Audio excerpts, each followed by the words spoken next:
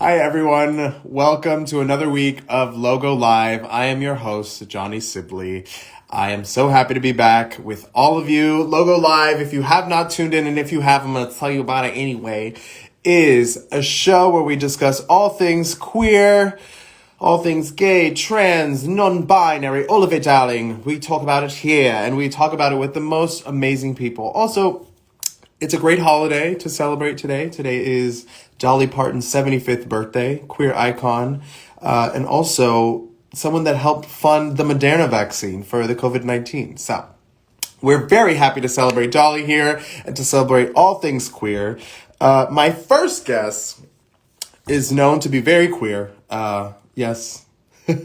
Joel Kim Booster, you know him as a comedian, writer on shows like Singled Out on Quibi with Kiki Palmer, NBC's Sunnyside. He has his own podcast, Urgent Care. And I'm going to add him to the chat right now so we can get all of Joel's wonderful thoughts because they are wonderful. Here is Joel Kim Booster. Hey! Oh, hi. Oh God, this is not a good angle for me. I'm really struggling today because my phone died, so I'm calling you from an iPad. Oh, we love that. I love this Yeah. earring that you have on. Oh, thank you. I love Yes, yours too. I was you're. actually just thinking that before you brought me on. Oh, thank you, thank you. I'll give you the person that gave it to me. How are you? How are you celebrating Dolly Parton's birthday? I know your phone died, but Yeah, I've been spending it at many different T-Mobile stores, which is really exciting and wonderful for me. There's another holiday today that I think we need to celebrate. what's that? It's Trump's last day in office, bitch. Woo-hoo! Woo-hoo! Yeah. Oh my God, tits out for no more Trump. Can I say that? Amazing. It feels incredible. It feels so good that it's the Yeah, last day. I feel like we're graduating from the shittiest high school ever ever known to man. Well, speaking of, we have some topics to get into today. This is me, all of COVID. We're going to be talking about topics to keep the girls fed. And I Oh my know that God. you have lots to say about lots of topics when it comes to pop culture. So, Exactly. Yes. to start off, when I say to you, holla at me, I know you know me, holla at me, I know you know me, what am I talking about? Tamisha Aman, baby, the queen. Yes, yes. Our first topic is about the legend, Tamisha Iman, and how gay Twitter and everybody is just fawning over the legend that we have. What are your thoughts about Tamisha? I mean, like everybody else, I'm in love with Tamisha, and I'm so relieved that the rest of the community has embraced her because I remember I watched her meet the queens, and I was sort of like, worried because the gay community, specifically the drag race fandom, is not always kind to people of a certain age or over Mm, a certain age. And yeah, so, I was a little bit worried about how she would be received on the show and how, she would sort of fit into the vibe. Because, I mean, we're 13 seasons deep at this point. Her drag is very classic, but I think she's slaying. And I also think it's kind of crazy, it's like weird that RuPaul is judging her when yes. they Oh, yeah, feel yeah. like contemporaries. If you haven't seen the videos of Tamisha Iman's like talent portions of her pageants, you need to get on it and Yeah. watch them because like RuPaul wishes she could flail on a stage like this girl. No disrespect, but No disrespect. We know Ru can do a lot of things, and dancing is not one that she wants to do. And but there are, and that's the thing. Like I always wondered watching Drag Race. I'm like, why are there not like really, really seasoned queens on here? Because we have drag queens that like go on the show. They're like, I've been doing drag for 3 months. And it's like, where are the ladies that have been, paving the way? So I'm happy exactly. that she's getting her due. And also, they just talked about on the last episode about this clip, this legendary clip right here. Tandy Oh, Montdupree. If you haven't seen this, I don't think you're gay. I mean, I feel like yeah. this is I one of the remember first whose clips. dorm room I was in when I saw this video for the Yeah. first time. It's Like, on. I could watch this. This is going to be me coming out when it's once I get the vaccine. how did she? It's insane. It's Yeah. insane that she did not destroy her bits She with this really, I girl. mean, and I actually didn't even know that Tamisha was her drag mom. I knew about Tandy Dupree because of the clip being so like legendary, but I didn't know Tamisha and her. I didn't know she was her mom. I thought it was the other way around. Yeah. So was cool to hear. She has like a million children. Lala Ree is her drag daughter too, which I Oh my don't God. think Oh my they've God. addressed Yes, on that's right. She talked they haven't about. addressed on the show yet. I mean, if she's looking for any more drag daughters, I think we should be in the running. My next topic is pretty interesting, I will say.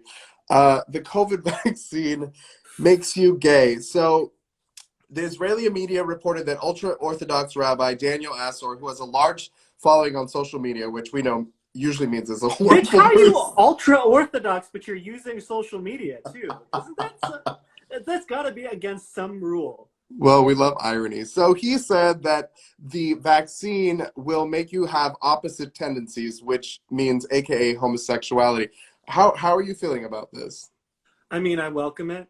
I mean, isn't the problem with dating in our scene is that there's just not enough options? We've already gone through all of them, and if we can open the floodgates a little bit more, there are some people that I think I would love to see get this version of the COVID-19 vaccine. Pros. In my iPad. Okay. Wait, so who did you say who you were talking about? No, I don't. It's just like there's just like general Instagram models that I've seen that already feel like they're sort of in the wheelhouse of Yeah, what yeah, the gay yeah. community is presenting anyways. Yeah. Just need to go one step further and suck a dick, you know? Just gay adjacent. I mean, I'm all for it. And well, if it's funny because he said it has opposite tendencies, which worries me because I don't want to be straight if I get the vaccine. Oh yeah, I didn't even think about that. You know what I mean? Like, but anyway, I don't want to. What would happen to Logo Live if you were straight? I don't know. It would be a lot of football, I guess. I don't even what straight people do, other than annoy me. Football doesn't even belong exclusively to straight people anymore. It would be something even more tragic than football. It would just be like it would be like poker, like Texas Hold'em or something like that, like professional poker. Yeah, Bad. I Cargo think Ben shorts. Affleck likes poker, doesn't he? Yeah, I mean, That's a straight. Anyway, yeah. So for anyone out there watching, this is like it's all funny, but like make sure you get the vaccine when the CDC makes it available to you.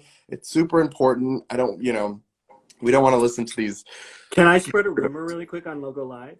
Please, by all means. A friend said he has a friend who told him who works at the CDC, Hmm. who said that MSM, gay men, are going to be included in the at-risk group, so they will be slightly ahead in the vaccine group than just regular people, which sounds like a full fabrication. I don't fully endorse it, but it is fun to think about, isn't it? I Wouldn't know it be it's great? like It's like that's reparations right there. That is reparations for the gay community. Is right. we get the vaccine a little bit quicker than Yeah. everybody else. And we keep our blood. Look, Yeah. what's funny, you like tweeted something about that recently where you're like, or just lie.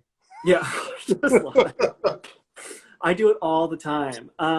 I do think like we're not used to waiting in lines, so that waiting in lines is straight culture. So it's very the vaccine rollout is very frustrating to me. It is so weird. It's like going to Vegas and you're like pleading with the doorman. It's like, no, we don't do this. This is not us. Yeah.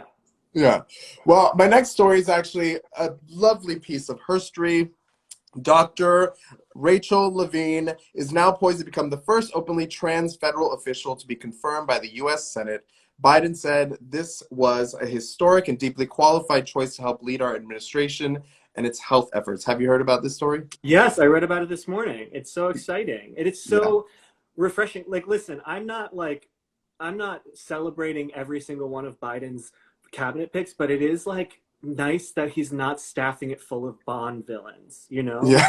it is like there is like even if I don't necessarily align perfectly, it is like so nice that we're not getting like Betsy DeVos level like sipping a martini from her yacht plotting to destroy the lives of children like Absolutely. as the Secretary of Education. And it's wonderful what's happening with Dr. Levine.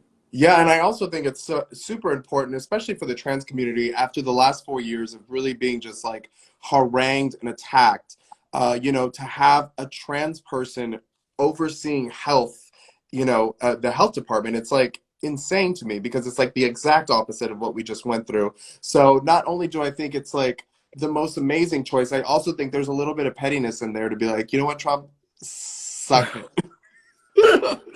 So, our next topic is something, buckle in. I know you're sex positive, just like I am, and just like everyone else in the comments should be.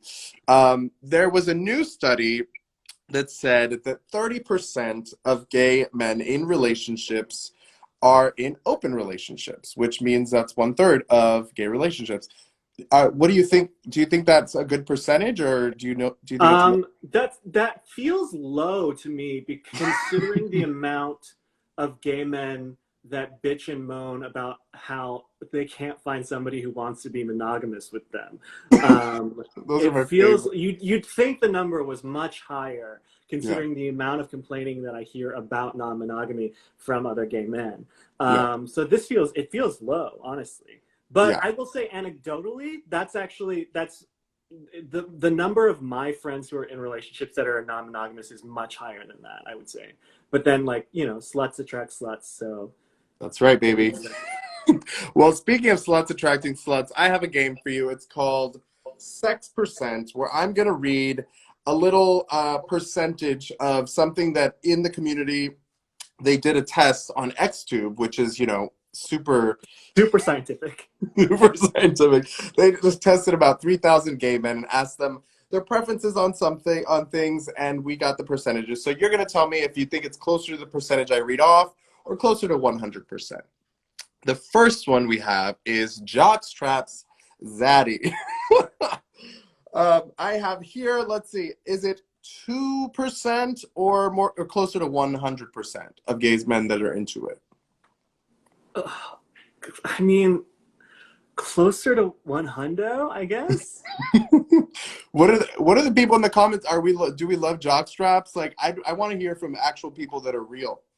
Not to say the bots on XTube aren't real, but I just feel like I see them everywhere. It everyone. feels like even if you're not necessarily like into them, like everybody owns at least one, right? They were I mean, gifted Secret I've got Santa, like stocking 6. stuffer. Yeah. At the Yeah. beginning of the pandemic, they made great masks too. Oh my God, I never even tried that. Yeah. Okay, let's see. The next one, oh, this one's fun. In public, would you say it is closer to 6.2% or 100%? This one, I'm going to say, is closer to 6.2%. Yeah. Which also Yeah. feels really low. Maybe I'm just a whore, but like, really? What 6%? yeah, I mean, you've been at the same warehouse parties in LA that I have.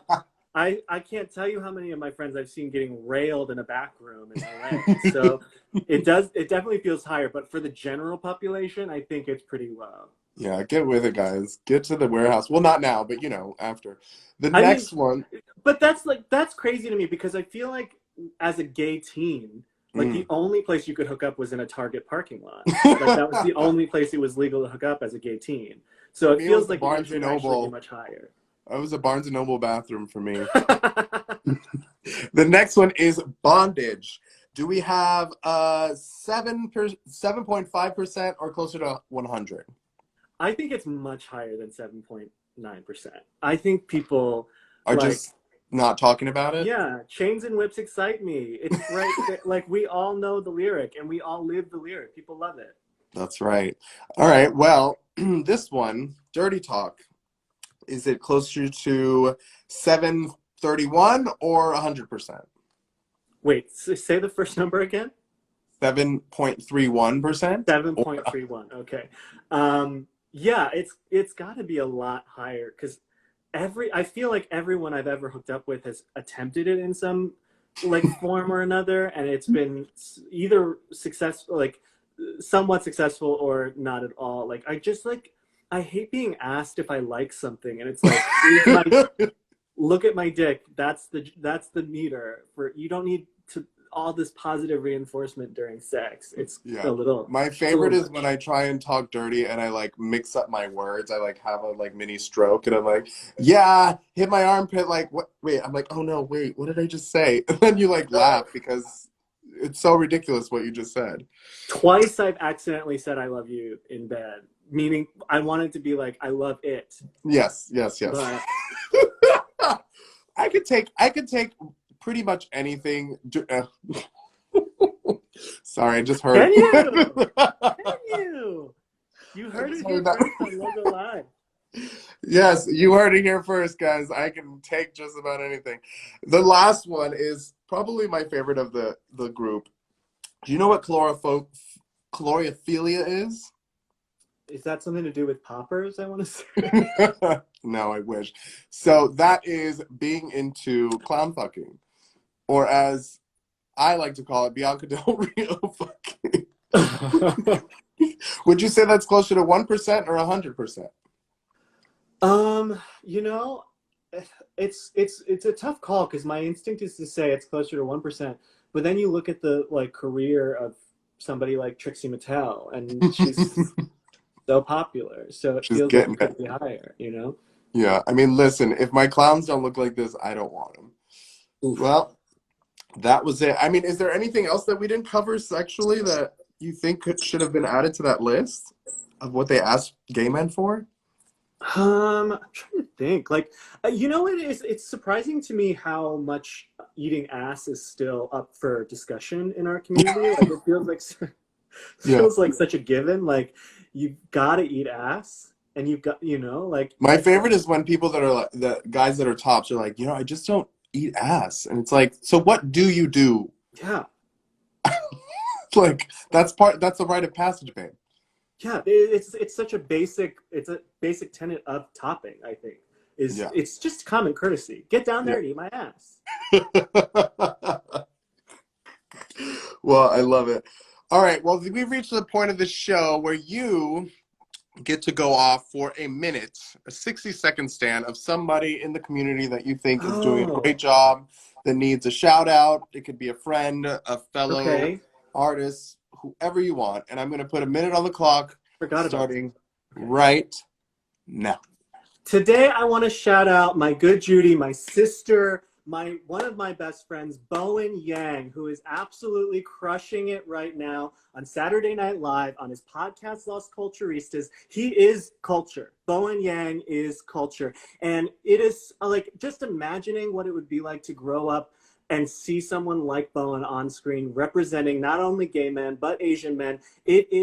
It brings tears to my eyes. Like, if I tried right now, I could cry thinking about it because it is so powerful. Like, imagining myself as a 13-year-old little gay boy watching Bowen Yang get railed by Dua Lipa and Kristen Wiig live on a Saturday night. Like, that is huge. Bowen is just like doing it for all of us, and he is so incredible. And I don't know, I don't think he gets enough accolades for the work that he's doing on that show, and he's criminally underused. Use Bowen Yang more because he is a motherfucking star.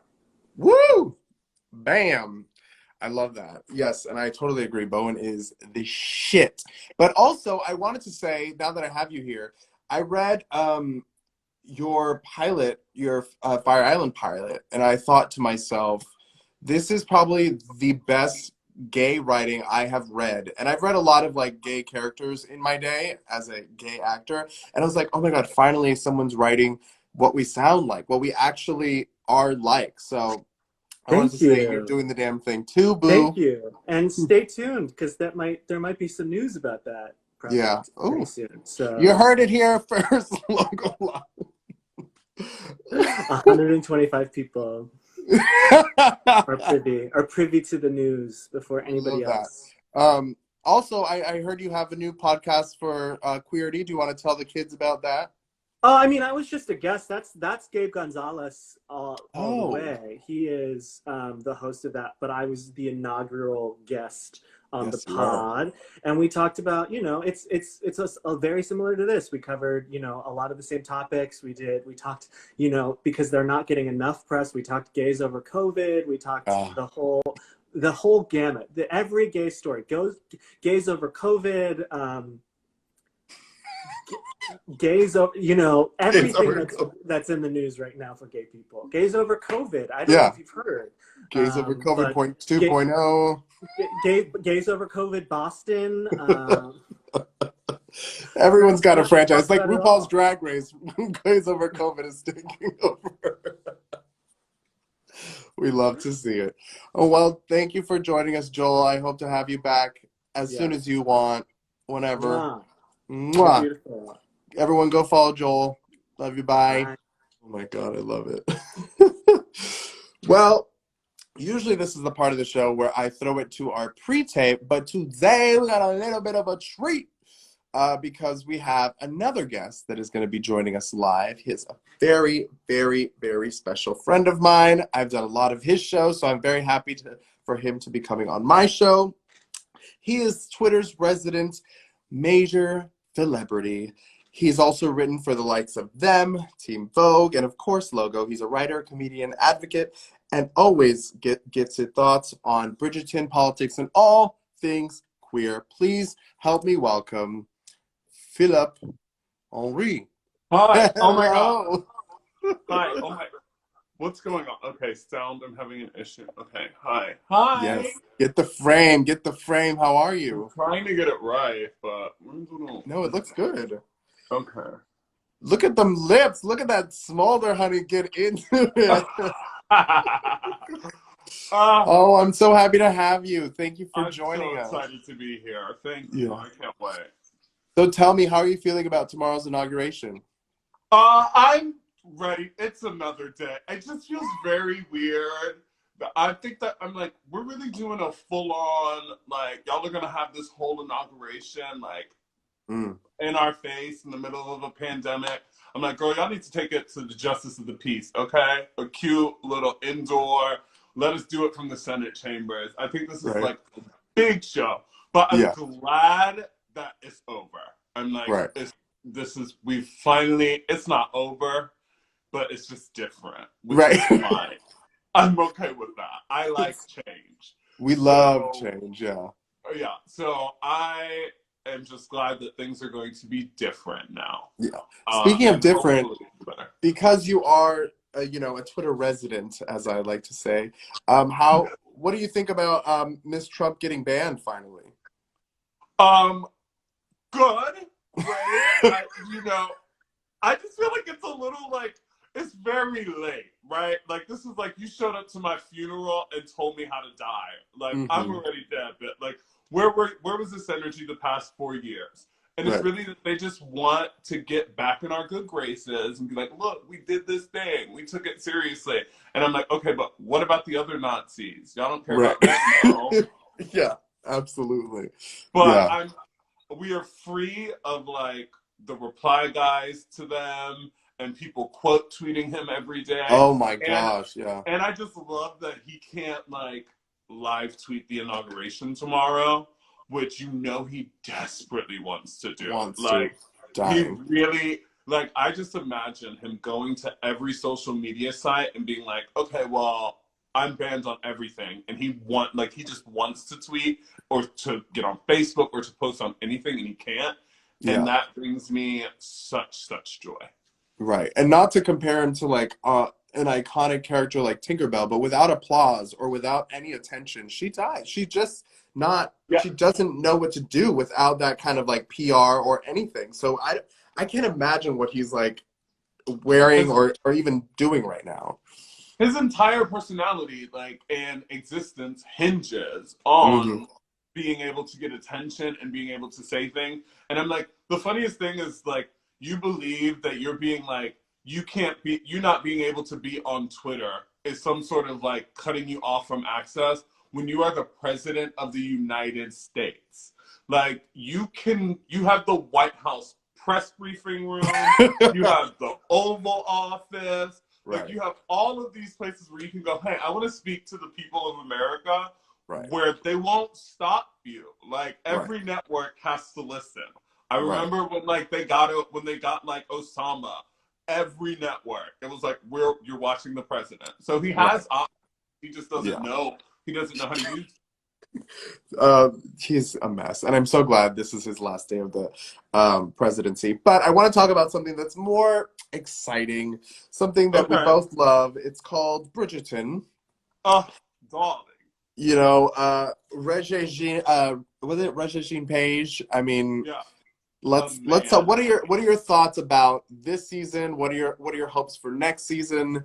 I'm sure a lot of us have watched in the comments, so give us your take. So I love anything that kind of happens in like the Keira Knightley cinematic universe, right? Like that's it. Like if there's a corset and like a Hmm. powdered wig and like opulence, like I'm on board. I'm like, fuck the colonizers, but I eat that shit up. Okay. Um, so I love it already based on that. And then like trying to put black people in it, and I was like, great. And they're royals, and they're like leading the drama. Lady Danbury is, oh my god, Oof. Oh my love God, so good. her. I love her. Like maybe one of my favorite supporting characters ever. I just like Mhm. imagine how happy she must be to get that script every day and be like, got it, babe. We got it. So I love that.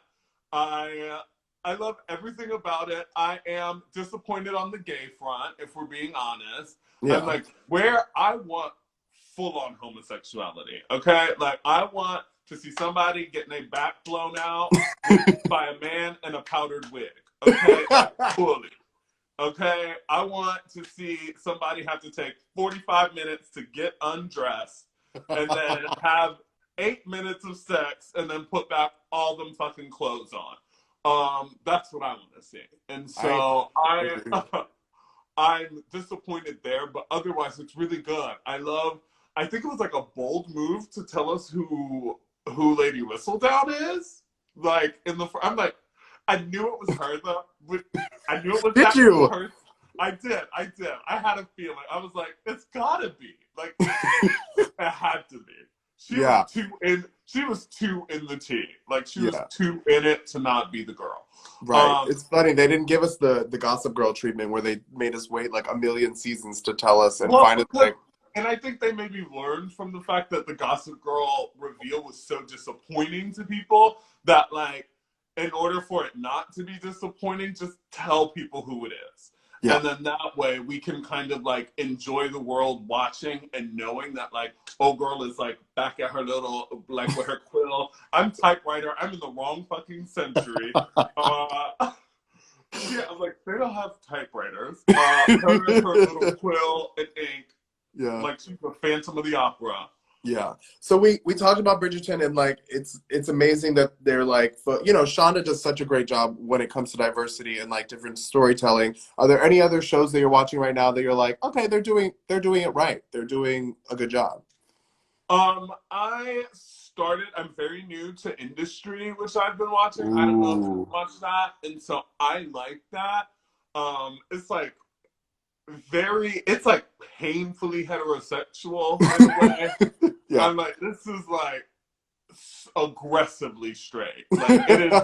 It's like it takes place in a very straight universe. It's just Yeah. like a lot. I But feel like at the end of anything the day, finance is super straight and very yeah, aggressive. I'm like, you made it. I'm like, it's about finance, and I don't care how young they are. I'm like, okay, this is still weird and very, very straight. And then Yeah. like they're like celebrating as they like sell stocks, and I'm like, yeah.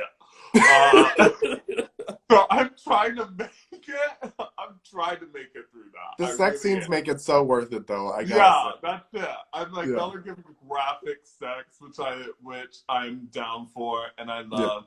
I'm really just waiting for my shows to come back. That's really the thing. My There's nothing show. good. My Oh, shows speaking are. of shows coming back, how are you watching Drag Race? I am watching Drag Race season 13, both of them, of course. I got plenty of time for whatever RuPaul says.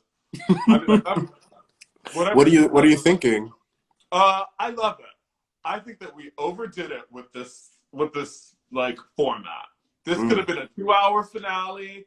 They could have did like a little mini challenge, settled it with a little something, and then we could have kept it pumping.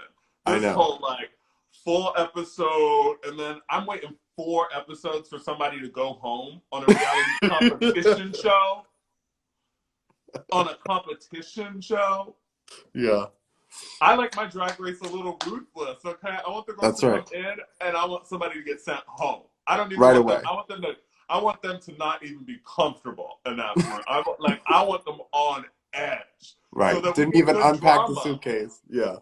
Now, when someone goes home, I'm gonna cry because I spent 4 episodes falling in love with everybody. I'm like, maybe that's why they did it, because the girls were like, can we get some screen time? That's probably why, and it's good. That's like the good part of it, is that like it has given me an opportunity to see that I'm like, wow, there's an entire cast of Drag Race where like I actually like everyone, which is kind of rare, because there's always like a villain out the gate, someone who's like really annoying, or like there's always that girl in almost every season. And this one was like, wait, y'all cast all these likable people, and I don't trust it, but I'm willing to go with that. Well, I want to get into, so we were supposed to have you on a couple weeks ago, which I was very excited about, and then, you know, the insurrectionists just had to, you know, come and ruin everything, so we had to get all serious and things. My God, honey. But you wrote a op-ed for Logo about gays over COVID, and I just wanted you to like summarize a couple of the points that you made in that op-ed, so that we could chit-chat about it, because I know the girls had lots to talk about. So, one, it was, I don't even think anybody cares about this anymore, because gays have like a very short attention span, so nobody cares about this anymore. Yeah. But that said, I get it, right? These gays are bad, right? Like, there's no denying that they're bad. My point for it was really ultimately what I was trying to get across is that circuit parties, all of these things, all of these large gatherings are kind of birthed out of a rejection of shame, right? Like, they get together. The shame is the kind of the glue that has created so many things out of our queer culture that we reject, that has built that, right? Like, we have rejected shame. We reject gender roles, and therefore we have like drag shows. So like we reject shame for any of those things, and I don't think that shaming people is going to get them to stop, because just like they're like their entire culture is built off of it. But on top of that, public health officials are like, hey, don't do this, right? They're like, don't shame people. It makes our jobs harder. It just pushes these parties underground, and then we don't have any idea about them happening, and then we can't do our jobs properly. It's more tracing, and if public health experts are telling you, hey, don't do this thing, and you're like, no, fuck you, and like, then are you doing it out of concern for public health? Like, are you shaming these gays out of concern for public health? Because you're not helping them in that. You're not helping in that way. So we know that. So let's just at least admit that it's not out of concern for public health. You just think these guys are assholes, and you want to see them experience like that shame. Yeah. Which is okay. That's fine. They kind of deserve that. The problem is that it's everywhere. Once straight people have like a hand on it, we can't control it anymore. So then when we have Good Morning America or any other like television broadcast showing pictures of gay men at parties and running stories about how like gay men are, and calling them COVID vigilantes, you've now linked gay men to a deadly virus, right? And tag their behavior as part of its spread and why things are so bad. And then once you've done that, we don't have control of it anymore. And then I don't trust straight people with anything, much less nuance or understanding of like what this means or how that works. And so that's really the danger. And then everything that comes out of that, it's fruit of one poisonous tree, right? Which is just wanting to put these gays on blast. And trust me, I was the girl, I got it.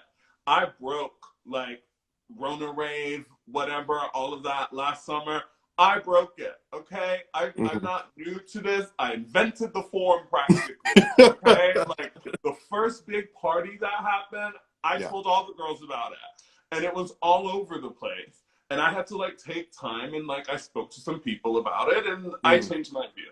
But ultimately, I just, now watching it get bigger, thank God for, well, not thank God for the insurrection, but I think that that account lost a lot of its luster in the past like couple of weeks as so many other things on the national scale have happened that like the media has moved on.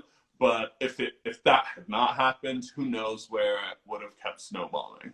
But Yeah. like these days suck and they need to take their asses home, but they're not going to. They don't listen. Right. Well, it's funny because even I mean, I traveled in the beginning of November to Mexico, not to Puerto Vallarta, but I went with my boyfriend at the time, my beautiful boyfriend at the time. We went, just the two of us. We stayed in a hotel, whatever. I remember going to the beach and like seeing groups of straight people just doing the They're most. everywhere. I was like, do they not think it? And like, and it's funny because I had to think, because Gays Over COVID did give me kind of like an understanding of like my own actions might somehow impact the actions of other people. By me traveling, I don't know, maybe one circuit queen was like, oh, Miss Thing went, so I'm gonna go. But with a group, like there's a difference, like, you know what I mean? If that's the thing also, like I've seen people in the comments on Gays Over COVID, I'm like, baby girl, you were traveling, you know, and then it becomes like, well, you did this and you did that, and and everyone is trying to out quarantine each other, or like everyone is like, we're all negotiating, right? Like our own risk, right? Like what level of risk you're willing to take, who you're hooking up with, how many people you invite to your house, all of this, and everybody's negotiating their own risk. You should absolutely not go to a circuit party. right. But the girls are gonna go and do their own thing. But straight people are just as bad. They're worse, honestly. Every video you see of some straight person like yelling at some like poor fucking cash register girl or barista, it is almost, I can guarantee most of the people are straight. And they are doing it in grocery stores. They're doing it on the street. They're like yelling and coughing in people's face on purpose. So I honestly, like, a bunch of homos doing the exact same thing. They're reckless, sure, but I just don't think that it's ultimately a government failure. This is what this is. It's a massive failure on the part of a government that didn't do anything for us. A damn thing. But do you think there could be some, I mean, obviously, people call it cancel culture. I hate calling it cancel culture because it's like a lot of these people that are technically canceled are never canceled. I call it accountability culture and like what it really teaches us. And do you think anything from the whole Gays Over COVID thing has really, do you think it's, I mean, obviously there's hurtful things about it, but do you think there's been some help that has come out of the account even existing? Maybe. I think in the sense that it has put an opportunity for gays to know that there is a collective of people who like actually pay attention to the things that you do, right? And maybe people with a lot of followers sometimes don't always realize that, and they're also always used to getting, when you thrive on attention and you live kind of off of that, you're used to getting a certain type of attention, right? Like if you're not used to getting negative attention ever, then it's very different, and you can't expect that all of it's going to be that. The question I find myself asking about the accountability culture for, especially when it comes to Gays Over COVID, is that we have an entire gay community that social system exists as like a social safety net for these gays to get away with anything. Like they get canceled every other week, right? Like an Insta gay gets canceled every other week, or even on Twitter, they get canceled every week. They lock their account for 4 days and they come back. They have more followers than they did before. So what was the purpose of it? What happened there?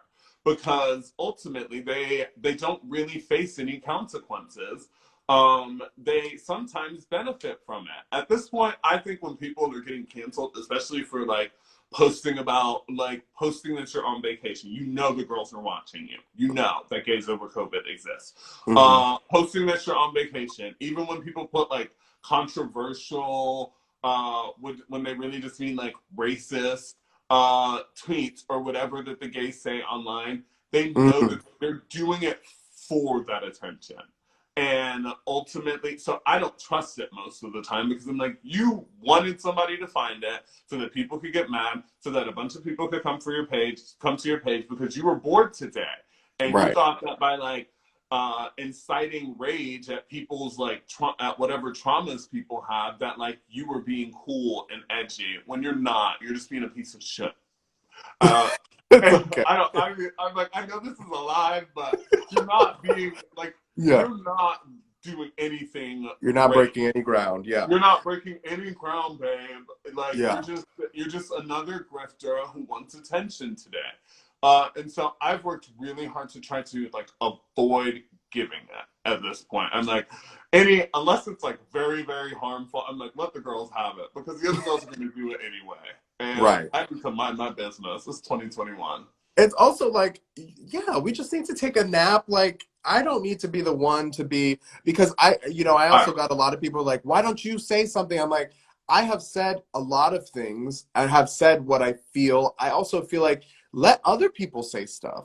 Let the people that look like you say it. Like, you know what I mean? I don't have to lead every conversation.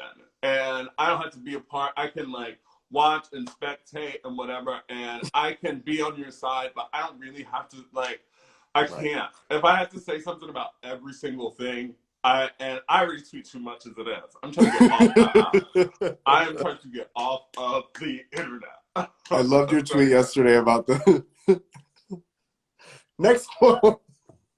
Next quote, baby. Next quote, honey. Oh my God, so many Martin Luther King quotes.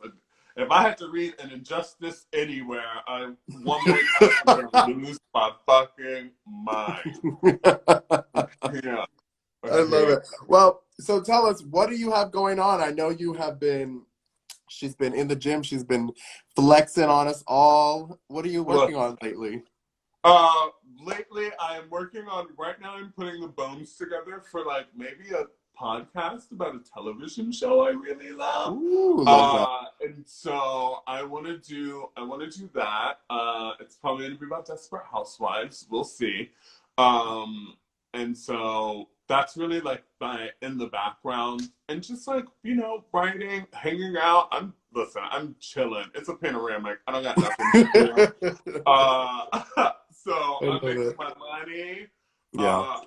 And I'm minding my business. I don't have time for it. Yeah. Well, I've reached the point in the show that I love, and I'm sure you've heard about it, seen it. It is the 60-second stand, where you get to go off on not on somebody, but about somebody in the queer community that you think is doing an amazing job, that you love. It could be an artist, it could be a friend, and I'm going to give you a minute. Ready? And no, but okay. Go. I will use this minute for queer activist organizers who are working really hard right now. There's a lot of movement that requires a lot of momentum in order to get things off of the ground and to see a lot of the change that we have. Groups like ACT UP that are always working, always being diligent. So if you're a queer organizer or an activist or an advocate, this is for you. Keep it up. Get your rest, honey. You need to be rested. The fight is not over. Joe Biden is really great, but y'all know we got a lot more work to do. And so this is really for them. Yeah. That's all I got. Sorry. That really caught me off guard. I had no idea that was coming. Well, you did a great job. So it's funny. I always do say, like, people are like, who are your queer heroes? I'm like, the people that are not being talked about, which are the organizers that wake up every day and choose to stand the fuck up for us and everything that we are, so that we can do what we do. And a lot of people cover magazines and things like that. And I'm like, let's put some of those organizers on the magazines, because they're really, That's the thing. Yeah, they're all of the visibility and all of these like fun things that you get to do as like queer media people. I'm like, sure, that's great, but like it comes from the work of organizers, people who are on the ground every day, actually doing work that helps our community and builds their own queer communities and makes them safer and stronger. That's the real work to me. That's the work I really love. Well, speaking of, where can the children find you? Please let them know. Major celebrity on everything. That's really, it's branding. We're just like, I really just did it when I was in college, and now I have to keep it because whatever. Uh, so that's really what it is, brand consistency. Find me there. I'm always talking shit. I'm really just minding my business right now. But if you want to see some, if you want to see Moving some in cute silence, stuff, as they if say. you want to see me bully some Democrats, I guess you can follow me on Twitter. That's all I do. I I'm love not. it. Well, thank you for coming on the show. I love you so Thank much. I'll you. have you again Oh my God, soon. it was so much fun. I love you so much. Okay. Mwah. Have a I great miss you. last night of Trump presidency. I cannot believe it. Can you believe, like, when this started? Was it 2016 when we, like, lived together? Was that when that was? That was, No, like, that the year was 2018. We were already 2018. 2 years in, yeah. Oh, yeah. Oh, my God. That was wild. Yeah. What time? How Here times we have are. changed. Young Amen. babies. All right. Well, Good love you. night. Have a great night. Mwah. Ooh, that was such a great conversation. This was the show has just been great. I love being gay. I just have to say that. I love talking to my peeps. Oh my gosh. So right now is my moment of joy. Get into the vibe, sis. Today's moment of joy is very special, and it is literal years in the making. My moment of joy goes out to everyone who got rid of this asshole. Can I say that? I said it. Goodbye, Dawn. Bye bye, girl. Bye, girl. Bye, Ashy. See you later. Bye-bye. I am just so overjoyed. I can't tell you how exhausted I have been, as I know many of you have, for the past 4 years fighting to make sure that people understand that queer people are under attack under this administration. It has been a blessing to be able to speak out and up for all of us, but it's also taken the biggest toll on a lot of relationships when it comes to family, when it comes to friends. And I'm just happier today than ever that we get to get rid of that guy right there. So I am here to celebrate with you. Hopefully, this is when the work really, truly, truly begins, because the stuff that he's done has long-term effects, and I hope that we're all in it to buckle down together. But for right now, baby, bye, Felicia. Bye, girl. Anyway, thank you all for joining me on the last Logo Live of the Trump presidency. Oh, Lord. I can't wait to be back with a new president and a new administration. Anyway, I will be here on Thursday. I hope you will be too, because I'll be here and I will definitely be queer. I love you all. Take care of one another. Have a great night. Bye-bye.